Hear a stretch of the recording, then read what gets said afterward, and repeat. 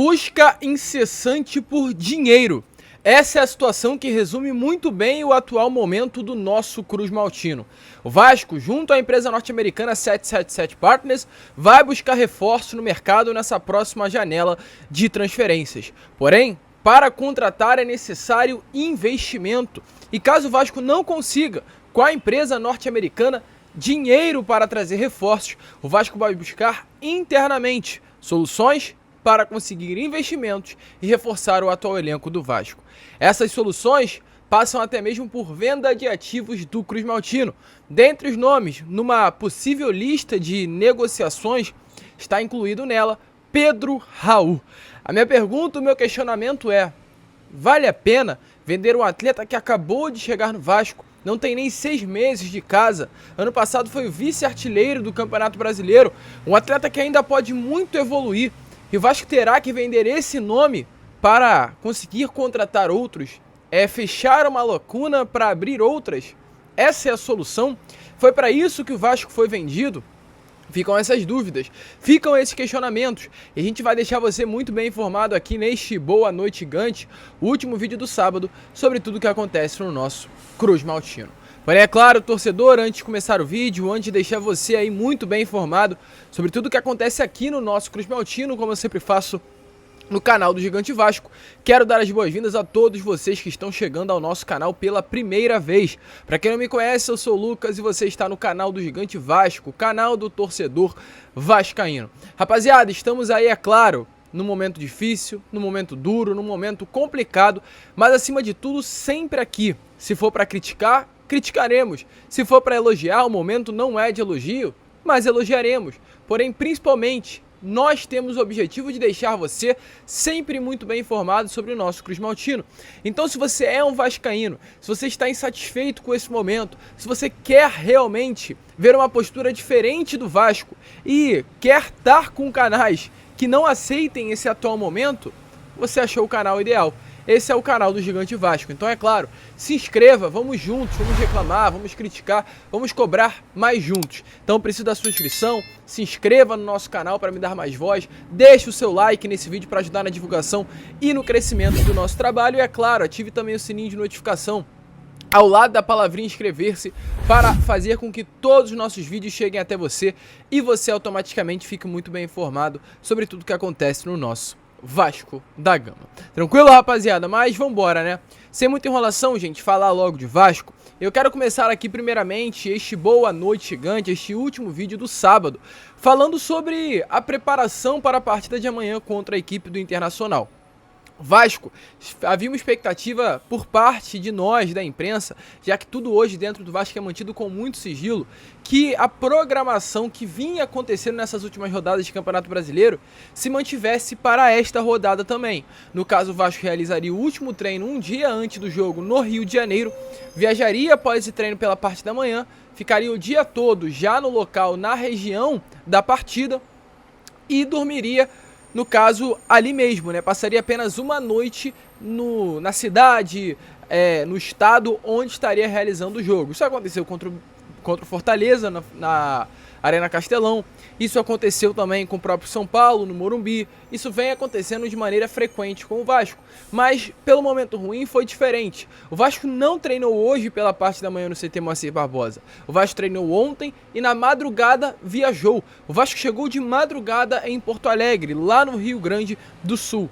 Expectativa, até o momento não foi divulgada, é que hoje viesse a ser realizado o último treino na região, no local, na cidade mesmo que estará acontecendo a partida contra a equipe do Internacional. Minha pergunta é, vale a pena? Será que foi certo esse planejamento? Eu já começo criticando, né?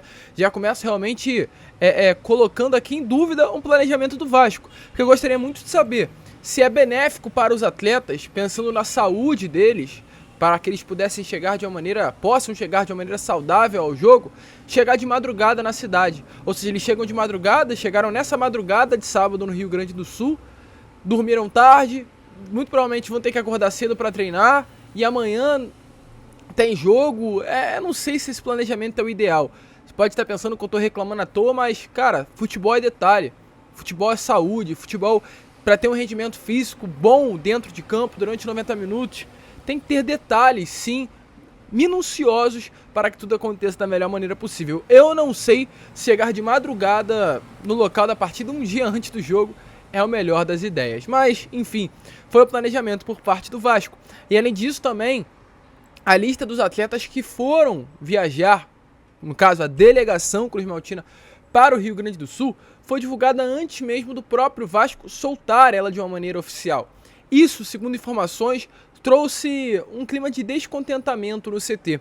O Paulo Brax, que é o atual diretor executivo, classificou essa situação como sabotagem. Essa foi a informação que nós temos, uma sabotagem, o vazamento da lista, antes mesmo do Vasco ter divulgado ela de uma maneira oficial.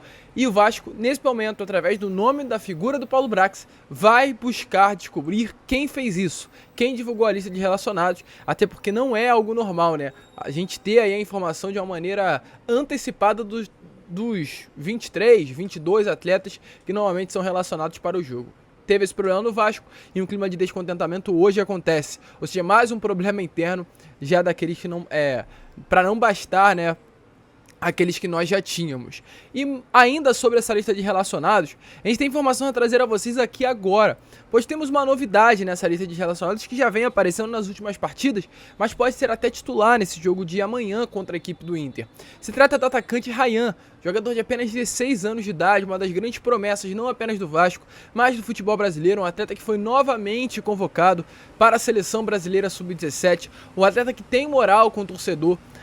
O site, né, a página Net Vasco, fez uma enquete perguntando se a torcida aprovaria, no caso, uma entrada do Ryan no lugar do Pedro Raul, algo que foi de fato comentado nessa semana, foi visto nos treinos, e 69% dos torcedores aprovaram essa alteração.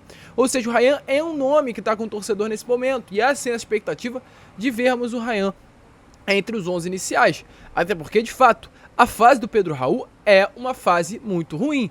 O GE fez uma reportagem perfeita que resume muito bem essa atual fase, não apenas do Pedro Raul, mas do ataque cruzmaltino no geral. A última partida em que um atacante do Vasco marcou o gol foi contra o Coritiba, naquele empate pelo placar de 1-1. Após aquele empate, o Vasco já perdeu para o Santos São Januário, o Vasco perdeu para o São Paulo no Morumbi, o Vasco perdeu para o Fortaleza no Castelão e o Vasco perdeu para o Flamengo no Maracanã. 4 jogos em que nenhum atacante do Vasco marca gol. E o Pedro Raul, o último gol dele foi no dia 6 de maio, contra o Fluminense. Ou seja, mais de um mês que o Pedro Raul está sem balançar as redes. Um centroavante, um jogador que foi contratado sendo vice-artilheiro do Campeonato Brasileiro com a expectativa de marcar gols, hoje não marca gols. E é claro, esse mau momento do Pedro Raul explica muito bem essa má fase do Vasco da Gama. Duas coisas que estão completamente correlacionadas.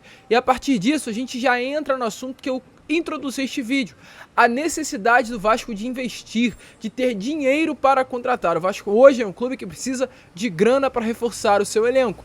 E além, é claro, do investimento que o Vasco irá receber da empresa norte-americana, uma cobrança que inclusive vem sendo feita, essa informação que nós temos, que até, inclusive, nas últimas reuniões, tanto o Jorge Salgado quanto também o Roberto Duque Estrada, dois dirigentes hoje da Associação do Vasco, cobraram explicações do Josh Wander, que é o CEO, que é o grande nome dessa empresa norte-americana que adquiriu 70% da SAF do Vasco da Gama, no caso, explicações sobre o plano estratégico para o segundo semestre. Plano estratégico ele que diz sobre as contratações que o Vasco irá fazer. Há promessas de novos reforços, há promessas de novos investimentos. Informações que nós temos, segundo o jornalista Gilmar Ferreira, é que a expectativa é de que o Vasco invista mais algumas dezenas de milhões, que estão inclusive disponíveis no orçamento do Cruzmaltino. Esse valor engloba salário, luvas ou até mesmo aquisições de passe, compra dos direitos econômicos. Há o consenso interno que o Vasco precisa de 3 a 6 reforços. 3 jogadores experientes para serem titular desse elenco do Vasco da Gama e outros 3 jogadores para compor elenco. Ver as posições ali que estão carentes, não no caso de primeiro volante, de ponta esquerda, de meia, que são uma carência nítida, mas posições que têm jogadores oscilando e o Vasco precisaria contratar uma peça de reposição, até para disputar posição, aumentar o brio do atleta que hoje está entre os 11 iniciais. Então o Vasco está mapeando o mercado para trazer entre 3 a 6 reforços. Há essa promessa da empresa norte-americana de dar dinheiro para contratar, mas o Vasco também busca outros meios de ter dinheiro para investir em contratações, e um desses meios é exatamente vender jogadores. O Paulo Brax já trabalha, segundo informações, com uma lista de jogadores negociáveis, que não serão utilizados pela comissão técnica na sequência da temporada. Porém, dentre essa lista, tem um nome que está fora dela. Não está na lista de atletas negociáveis, mas está na lista de nomes procurados. E esse é exatamente o nome do Pedro Raul. Jogador que foi adquirido pelo Vasco no início da temporada junto ao Caxias Reysol pelo valor de 10 milhões e 400 mil reais. Jogador que tem contrato com o Vasco até dezembro de 2025. O jogador que já foi procurado por clubes do mundo árabe. O Vasco teve nesses últimos dias interesse, foi notificado com o desejo, com a confirmação de que clubes do mundo árabe estão interessados na contratação do Pedro Raul.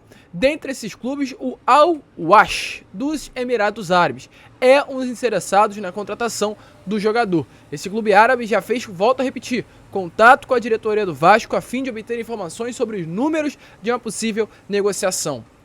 Aí a gente entra para o questionamento. Lucas, vale a pena a venda do Pedro Raul? Para mim não.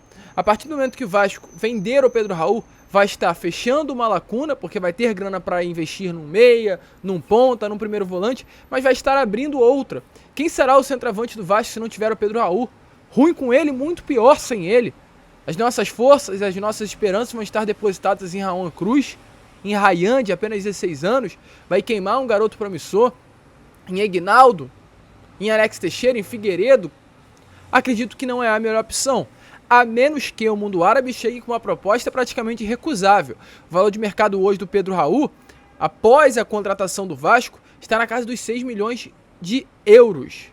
Ou seja, um valor muito maior do que o valor que o Vasco comprou. O Vasco comprou por 10. Hoje o valor de mercado dele já subiu, apenas porque foi contratado pelo Vasco. O Pedro Raul hoje na sua carreira está no momento em que mais está com valor de mercado para cima, né? Está com o maior valor de mercado de toda a sua carreira, algo em torno de 30 milhões de reais.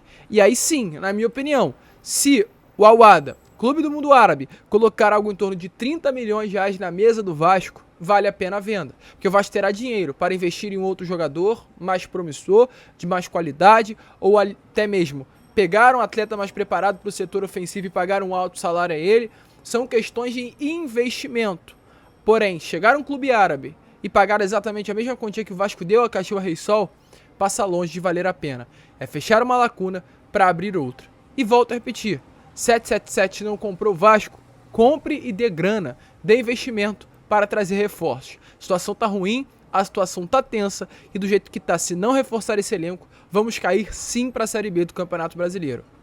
Buscar soluções financeiras com relação a nossos atletas, volto a repetir, para mim não é a melhor das opções. Passa longe de ser o melhor dos mundos. Você também concorda com isso? Deixa a sua opinião aí nos comentários. E falando em dinheiro, até uma dúvida aqui, né? Muito vem se falando sobre a expectativa de uma rescisão contratual do Maurício Barbieri, ou seja, uma demissão do técnico, principalmente após a derrota para o Flamengo nessa última segunda-feira. Informações que tivemos é que a multa estava alta, era alta. A multa assinada, colocada na assinatura do contrato entre Vasco e o técnico. E foi divulgado nesses últimos dias quanto é mais ou menos a multa rescisória do Maurício Barbieri. Eu faço questão de trazer aqui a vocês. O Barbieri tem contrato com o Vasco até o fim de 2025, ou seja, ele tem mais 2 anos e meio de contrato, 30 meses de contrato. Pelas expectativas que a gente tem sobre o salário mensal do Maurício Barbieri, a multa rescisória dele hoje é algo em torno de 9 milhões de reais. Uma multa de fato altíssima, altíssima para um técnico como o Maurício Barbieri, com todo respeito ao treinador. Mas era uma grande oportunidade para a carreira dele vestir a camisa do Vasco. Não uma grande oportunidade do Vasco ter o Maurício Barbieri na beirada de campo. Uma multa alta, e é uma multa que de fato faz que o Barbieri fique ainda mais preso ao Vasco, pois nesse momento dificuldades financeiras para contratar, fazer mais dívidas com a rescisão do treinador, não é uma boa opção. Isso é culpa do Paulo Brax, do Abel Braga, das pessoas que planejaram o futebol do clube. E isso faz, volto a repetir, com que o Maurício Barbieri fique ainda mais preso dentro do Cruz Maltino. Você é a favor de pagar os 9 milhões e liberar o Barbieri? Ou concorda com essa permanência forçada do técnico, visto esses altos valores referentes à multa salarial do treinador? Coloque a sua opinião aí nos comentários, a gente fica por aqui. Esse foi o Boa Noite Gigante, o último vídeo do dia. Amanhã às 7 horas estaremos aqui, contando com a presença de todos vocês. Vamos que vamos, se inscrevam, compartilhem o nosso canal. E como sempre falamos, saudações vascaínas.